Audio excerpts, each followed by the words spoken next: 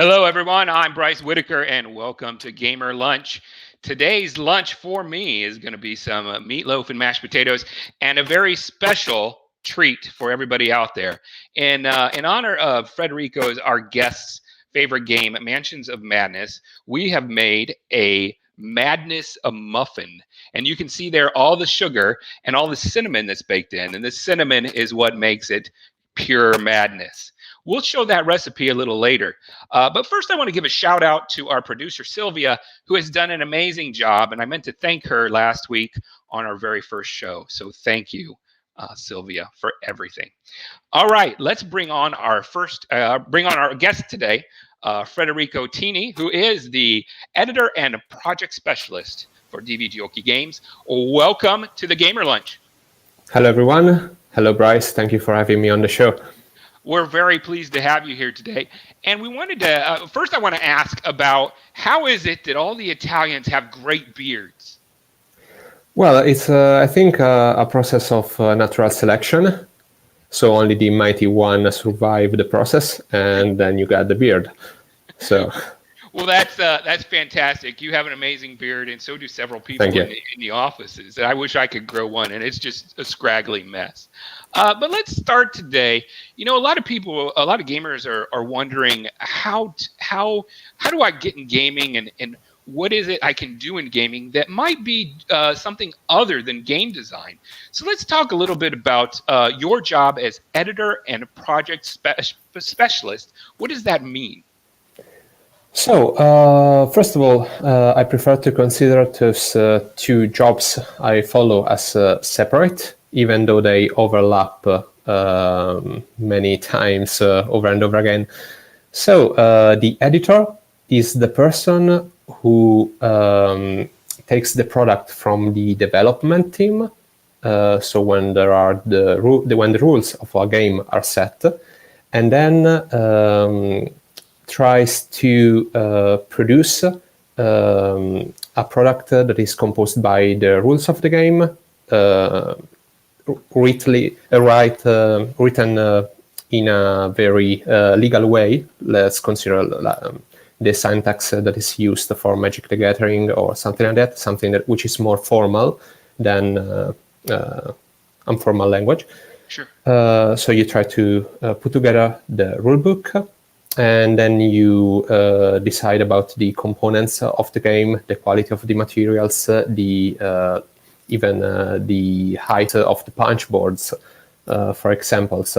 And you always discuss with the production team and the development team, the graphical department, and you try to put together those things to achieve a good product.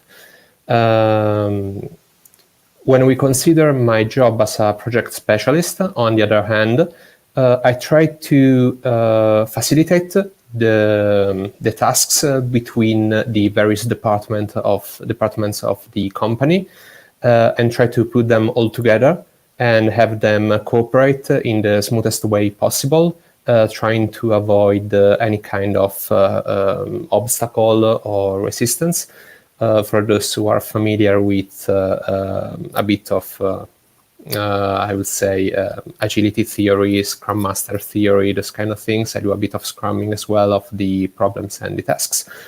And yeah, I try to facilitate the job of my coworkers to go from a rough product, which is what is given us by the game designers, to the final product, which is what is brought onto the tables. Can that be a chaotic process, or is it always organized? Well, it's the thing is, the more you rely on external collaborators, such as various artists, the back and forth that you need to do with the game designers themselves, and I don't know, anything. Also the email, the continuous exchange of emails with the factories. Those are all elements that can stop your workflow, but you never have only one product in the pipeline. You have like 10 of them all together. So the various departments tend to surpass one each other and then you have to try to reduce the distance between the various parts of the product of the project management, and pull them together and have everything well organized and arranged. Wow. So, yeah, that's really neat. Now, a lot of people have a view of American business, and certainly this is true where I came from with Wizards of the Coast and into this job. But American business has a hierarchy.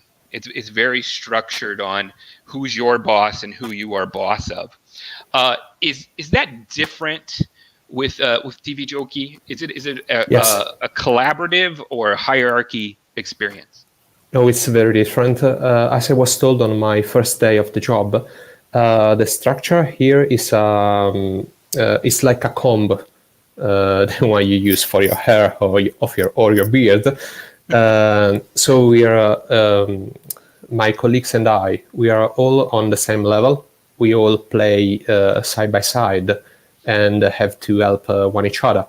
We have not managers that work on top of us, aside from the CEO of the company, that is Roberto. So we all have to take care of the project together.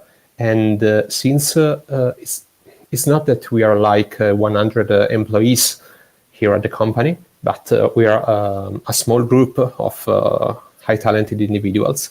And we have about, I would say, 15 people that are on the team right now. We consider someone that comes and go from the office. And we all provide our feedbacks in the various parts of the process, unless it is unless it requires a very high level of specialization. Okay.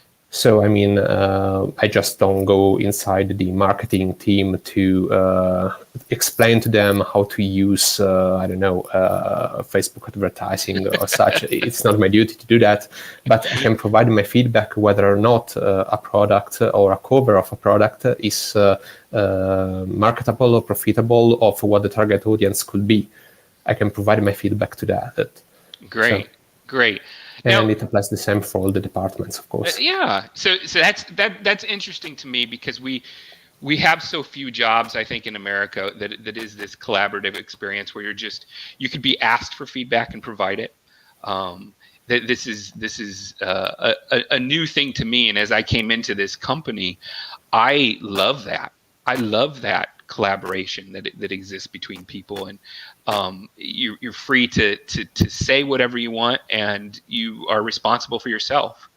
That's one of the great things about this Yes. company.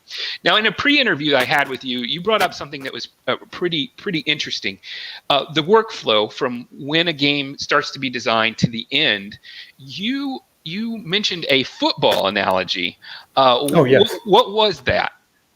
So there's a sort of division, geographically speaking, inside the company.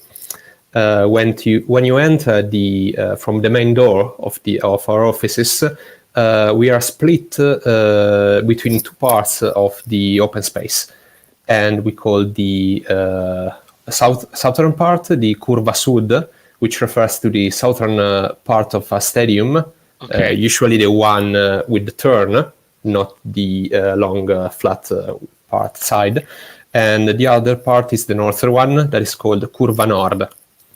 So in the southern part of the company, we have the first part of the process, which is which is composed of the selection team, the development team, editor part, the production team, and graphical team. So we have all those things that are needed to assemble a product, from the selection to find the right product, to the development, working on the game, to having it become something that is solid and reliable as an experience for the players and the customers. Then we have my job, that is to put it together, all the components, supervise the copy of the rulebook, the cards, and stuff like that. Then we have the graphical teams that create all the graphical assets and oversees the process of the external collaborators, such as the artists, who provide the 2D graphics and stuff. And then we have the production team, who takes charge of the manufacturing the stage of the process. Okay. Then when everything is done, we move the ball from the southern part of the stadium to the upper part, the northern part, which is the one that contains marketing, sales team, logistics, and they take care of bringing the game on a market and also to take it to the markets of the US and to also our international partners as well. Okay. Yeah, that's great. Now, for people out there that may think a game doesn't take any time at all to put on the market, from start to finish, how average time of a game, how long is that till it gets from the idea that you take to the marketplace? So, surely it depends on the game. If we consider a major project like I don't know, let's take a famous example, something like Sleeping Gods from Ryan Laukat. That is a game that we're going to bring into the Italian market as a localization. I think that to create a project of such vastity, of such hugeness, you need something like 2 years of development to do something like that. Between the first idea and then bring that to the market. For simpler games, I would say like classic Euro games or something, I don't know, mid-range, mid-difficulty products, I would say 8 to 12 months. It's a good time frame to work with. Because you can take out of that count 2 months for the production, 1.5 months of logistics, and then you're left with 9 months if you consider an whole year to work with. And then you have at least 2 to 4 months of development and back and forth with the game designers. And then the entire process of creating all the assets that are required, arranging the production, and so on. Yeah, and of course, in the development stage, we also consider the playtesting part. Yeah, playtesting is a big part, and so is like in America. If you're just releasing a game to an American market, that goes pretty quick. But we have a worldwide market, yes, and that takes even longer to get everywhere. And for the people listening, I believe Crew versus Crew is near out in Italy, but we will get it here in North America. It's coming. Yes. Yeah, it's coming. It's on the boat. We'll see it here in about 5 or 6 weeks. Yeah, that's a great experience. Yeah, if you consider a game like Crew versus Crew, which is part of the Deckscape series. Those games do not require that much time to be produced. Physically at the factory or to be shipped because they are small. They don't require any fancy component or stuff like that. But the huge investment that we make is in the development stage and in the illustration and graphical assets. That part takes lots of months, lots of weeks of work. Yeah. I can only imagine. So it's totally unbalanced. Yeah, that game, particularly Deckscape, and having so many puzzles is kind of front-loaded in the labor. The designers have to really work through those puzzles, and then when it gets to printing cards, the actual printing of the cards is fairly quick. Yeah. Yes. Well, let's talk a little bit about your past, and I love to ask all our guests because everybody typically is a big gaming fan. What game was it for you that you sat down and you played and you said, I'm a gamer, or I'm going to be in gaming? So I must say that my earliest memory were about me playing games such as Monopoly and Risiko when I was really little, but I hated them. Already when I was like 6 or 7 years old. And then I quickly moved on to MB Games. I don't know if you know the company. I think it's American. I think so. Yeah. What MB. were some of the games they did? Yeah, they brought to the Italian market. I think it was called 13 Dead End Drive. Dead End Drive. Yeah. Yeah, it was one of my favorite games. I also played a lot of Fireball Island. Had the chance to see. It was not my group. I was too little at the time, but the grown-ups playing Hero Quest and Advanced Dungeons and Dragons. And from that moment, I always tried to up my game. When I was 10, I started playing with Warhammer, and that stuck with me until I was 22, 23. And now I only paint miniatures. I don't play anymore Warhammer, but I still love that game. And then I think it was Will Wheaton Fault with his show Tabletop on Geek and Sundry. Sure. I think I was looking on YouTube something about Will Wheaton. Maybe I saw him on Big Bang Theory or stuff like that. And I was caught by, I think it was Small World on Tabletop. And I just went out of the house and I came back. I had with me Elder Sign, Small World, and I don't remember another game, but I don't recall which one was that. I also loved Tsuro, but it was not available in the Italian market. And I'm really, now it is because we localized it. So I'm really happy about that. Yes. Yes, and from that moment on, which was, I think, 2013, 2014, I was introduced to the modern gaming. Okay. Now, just a quick question. Did you back the new Fireball Island? No, I didn't. But just because I may be addicted to Kickstarter, and I ran out of space about two lives ago. So I cannot store anything else in my at home. I mean, my girlfriend will just kick me out of the house, I think. The gamer problem, not enough space. In Italy, we don't have houses as big as yours in America. You don't have issues with space, but we do. We all live in old buildings. So, yeah. So let's talk a little bit, because you are a big Cthulhu Mythos fan. Yes. And as a result of that, particularly with 13 Dead End Drive, you're a fan of mystery games like Mansions of Madness, right? Yes. I really love deduction games. I play any sort of game that challenges my brain, and I like to have it Hey, what's that? Recipe. Delicious Muffin Madness. Sorry, I didn't mean to interrupt you there, but it is good. It is maddeningly good. What's that, cinnamon? It is cinnamon. Yeah. I promised. I told Sylvia I didn't want to speak on or didn't want to eat on the show, but I can't let this go anymore. It's delicious. Don't mind me, you go. I'm going to send you some. Oh, okay, sure. Or we'll have Sylvia make the recipe. Oh, yeah. That would be cool. Yeah. So, I was saying that I love deduction games, and I played almost all of them, I think, as the state of the market right now. Everything that came to Italy, I played it.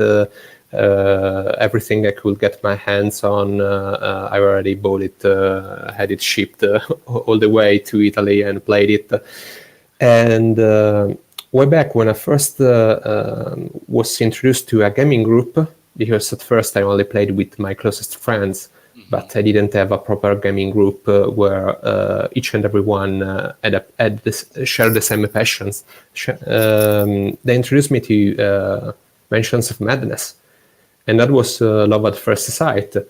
And then I just started playing all the games that are related to the Lovecraftian universe. Sure. I mean, and there's so many now.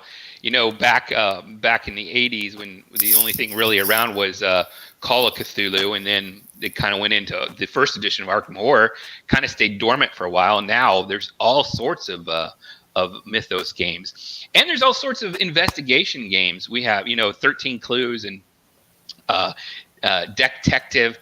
All of these games are really challenging our brain and our desire to to be the Sherlock Holmes, the detective, and those are very good experiences because I played all of them even before joining the company, and I had the full collection with me almost all the time.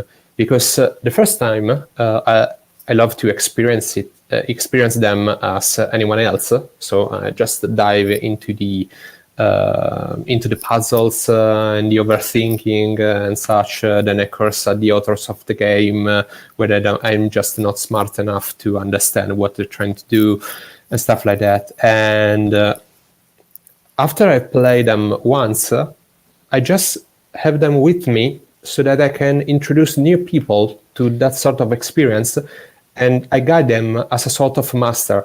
If they need a clue to solve a puzzle, they don't rely on the aid card, but they can talk to me, and then I can provide some help.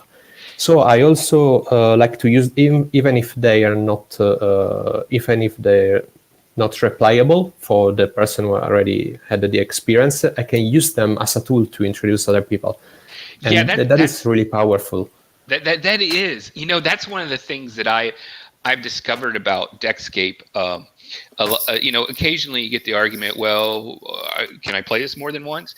Well, what I found is it's fun to sort of, after you play the game, to sort of be a game master and take it to some different people. Yes. And watch the game unfold. And if they get stuck, you know the solutions, but you don't just give it to them. You just kind of give them a couple hints and watch what happens. Yes. And a lot of times that's as much fun as playing is watching how people approach puzzles and how they do it is very entertaining. I can see that. Yeah. That's great.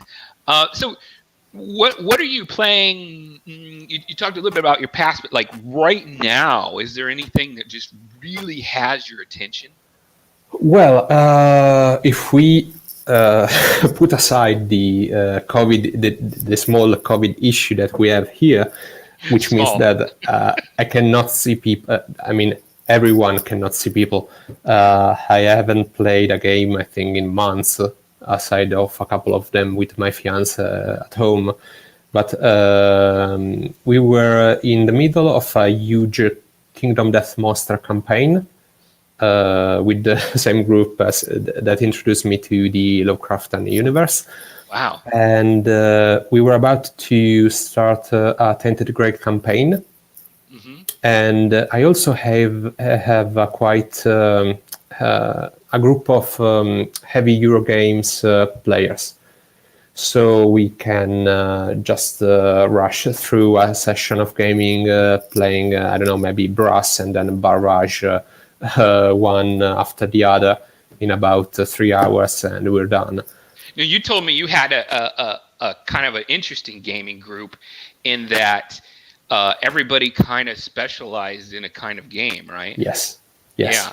Over the course of the years, I kind of lost my old mates because to find work or for just for the university, we all went to other regions, other parts of Italy, or some of them are in other states of Europe. One of them is in the United States. So I lost my gaming group, and then I tried to meet people that shared my same interests, and we built up a group where everyone has their own niche of games that they like, and they created their small universes on their shelves, on their libraries, when they have all games that are related one to the other, because they share one common mechanic or one sort of narrative.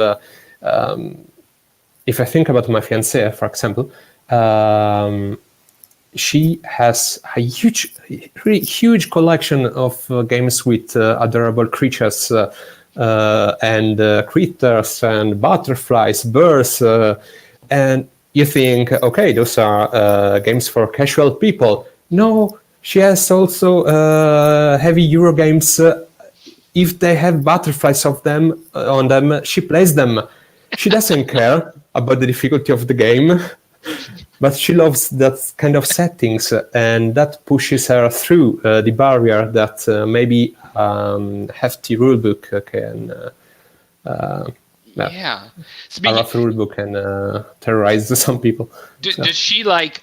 It's only been out for a little bit, but a game from Wizards called Dungeon Mayhem, and they take all these classic dungeon monsters and they make them really cute. I don't know it. I'll share that with you. Yeah, I'll share that with you when we get a chance. But it's cute, fun. You can play a mimic, you can play a dragon, and they're all just really cute characters that you're trying to fight each other to win. Oh, that's nice. Yeah. Oh, it's in the D&D universe. Yeah, it's in the D&D universe and all their named monsters. But we had a blast playing that. And typically, I'm not into those little cute animal games, but that was one that I really liked. So you should check it out, and that could be a good gift for her. Yeah, and congratulations on your engagement. Oh yeah, no, that I just recall that you use fiancé in a way we don't use. Okay. No, that's no ring yet, but I mean we have been together for 7 years. Okay. So we live together, and so sure. So she's my partner. This is a cultural thing, then. What does that just mean? Girlfriend in Italy? I hope I'm not. Yeah, but it's a bit more serious than that. Okay. So, but there's no engagement proposal so far. Okay. Well, I if I cause you should ask some other colleague of mine. So let's tease a little something here. We have this project that we're all excited about. It's the secret project. Yeah, that one. That one. And I would like you to talk what you can about it and what it's been like to work on it. So, in the last couple of years, we've been working on a pretty serious project. I think we can say the name. It's called Wonder Book, but don't say anyone, otherwise the marketing team is going to kill me. And it's something that has never been done in the market. So that's quite general to say, but we have decided that all the plain flat gaming board are not enough for us. So we want to step up a notch the gaming and try to have something that is more interactive, and let's say that is paper made, and maybe it falls. I don't know if that's the correct word. Wonder book, no flat game board. Paper. Yeah, not flat. These are great clues. We have a bunch of miniatures in there, maybe. Miniatures. Yeah, that kind of stuff. So, and we're in the middle of the balancing phase now. That's great. So those are the teasers we can give you. We can give you out as you're watching this show. You can go to your friends and say, "Oh, what's Wonder Book?" And we'll of course share this information with you as the production goes along. Let's see. Let's talk a little bit. We want more Wonder Book. I love it. All right. So, what's your day like in the company? What time do you get in, and how does your day kind of go? And is every day different?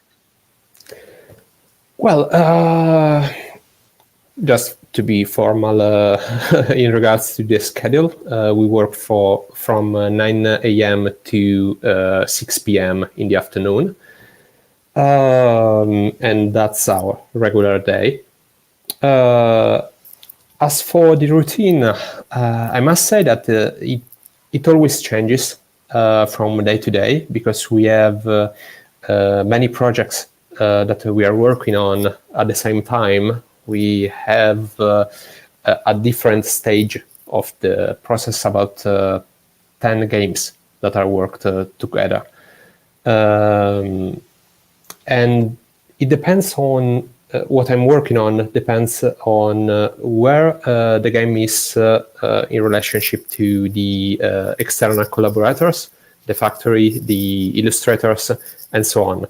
So maybe I need to focus one day on the writing of the rules of one game. The next day I'm adding Marta in the balancing phase. Then in the afternoon I'm working with Matteo on the icons of another game. And then we try to put everything together, put everything into the right slot of the pipeline to get the final product ready. And for everybody out there, Marta is... Oh, Marta is the developer of the company. Is the person we trust on the selection process. She's the one who takes care of finding games that are suitable for our catalog, and then works very closely with the game designers to prepare a solid framework that then I can work with to write down the rule book as you see in the final product and also the other components.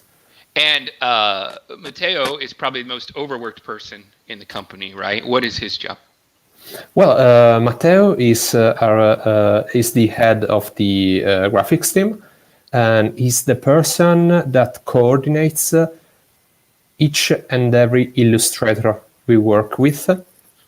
I think even a dozen of people at a time. He takes care of talking with the productions when sending the files for the printing files for the factories. He reviews the electronic proofs that are sent back from the factories for us to check, and also creates all the graphical layouts, the user interface of the game, and he arranges all the elements from a graphical standpoint. And is it safe to say that the user interface of our secret project Wonderbook, one of the most amazing things about the game? Well, yes. I mean, the illustrations are just top notch, and the big picture, is that correct to say? I think so. Yeah, the picture you get of the product when you see everything ready is something that really catches your imagination. Yeah, that's great. Yeah, it's great. So let's see here. Where do you see yourself in gaming in 10 or 15 years? Is there a particular, do you want to stay where you're at, or is there something else you want to work on, or what do you think? Well, I do love what I'm doing now, but well, this thing doesn't apply to the American audience, but DVJockey acquired Genos Games, which is one of the biggest Italian companies specialized on localizations. So they take the products from the markets outside Italy, then they make the translation, and then the product is released into the Italian market. And we acquire them, and we work all together as a family. But I think by the end of the year, they will take care of each and every localization that comes our way. And this means that I won't need to continue to follow all the translations I have. I took care of so far. So I will have more time available to focus on new projects, more original projects for DVJockey. Great. So we will focus on the creation of new games. And Genos is mostly localization, but they Yes. do a few original productions, right? No, actually, I think in their beginnings, 15 years ago, if I recall correctly, they produced some original games. Oh, okay. But the catalog right now, it's all about localized games. Okay. even though since Genos Games it's really a huge player in the Italian market, is it possible that in the future we may release some games with their brand? Oh, okay. Just because of how the market networks are divided in Italy. I mean, Sure. maybe they have a distribution network that is more suitable for a project than ours. So we still have to decide all the small details and such. But And that makes a lot of sense. And as Americans, we don't really know of this company too much unless we read the World Gaming information. But where are they in relation in Italy? Their geographical location. Oh, okay. So geographically, they're in Milan, which is in the northern part of Italy, and it is considered to be the second capital of Italy. Okay. The capital is Rome, that is below Perugia. That is where we have our HQ. And then in the northern part of Italy, there's Milan. But I think that the American people can relate to the fact that Genos Games is the company that localized the Stone Myers games.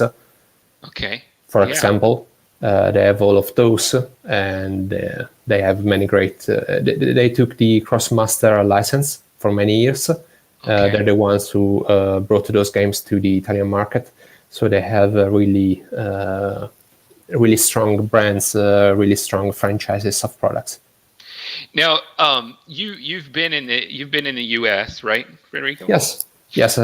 One question I have for you, because I have not been to Italy, is I hear about the differences in game stores between U.S. game stores and Italian game stores. Can you break down those differences?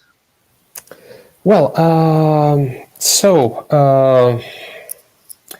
as the difference between the two. So from what I gather, the Italian scene is very strictly connected to the old tradition of brick and mortar stores. So many board game stores are just old toy stores. Okay. If that makes sense, that sold toys for children and such. So and then toys and games. Yeah, at first they sold toys, then they moved to board games when they saw that there was a market for them as well. So they are now trying to evolve to what I saw in America, where many stores were a place where people could gather and enjoy gaming all together. I think that is also something that has also something to do with the space problem we talked a bit before. Right. I mean, we have many stores that are very little, very small. Maybe they are inside the historic center of a city. The historic part. So they don't have that much space to have tables with games ready to be played on them. But when I went in America, I encountered I went to lots of gaming stores that had tables ready with games that were already set up on them. Mm-hmm. So you could just sit down and enjoy them. We have a few of those. I like to call them ludoteche in Italiano, which means like playing clubs. Okay. Yeah. We have a couple of them in Italy. Some of them are very, very famous all over the nation. But they have evolved to be a place where people can also drink a beer, have something to eat. So they try to be a gathering place more than just a brick and mortar store. Yeah, I think like you can occasionally find a club here in the U.S. But we kind of skipped that step of the clubs because the stores were such a gathering place. So a lot of organized play happens in a game store. Your regular game happens in a game store, and there's not very many of these clubs like you would have in Italy. And my understanding is like the Bang Championships are kind of ran a lot by clubs. Oh yes, they are. In America, that would be. You might get one or two clubs on the East Coast or West Coast, but mostly that would be a store event because everybody goes there to play, and there's all this play space. Yeah, that's a fascinating difference, I think, between the countries. And you're basically saying is there's a lot of boutiques, what we call boutiques in America, where it's just a small store. You go in, you look around, you buy what you want, and then you go. Yes. Yeah. We have lots of them. Yeah. Okay.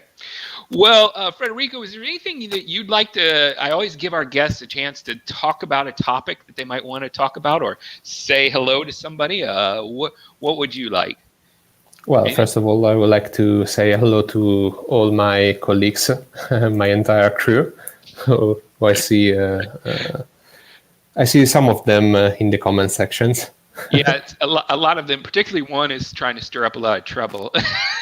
Yeah, I also see Silvano that was on the transmission last week. Yeah, he's a fascinating talk. Gave a lot of good insight into game design, particularly with all the puzzles and stuff. It has been a pleasure to have you on the show. I hope we get to have you back. Bryce. We can spend 2 hours talking about Warhammer Addiction and who to call. That'll be cool. But thank you so much.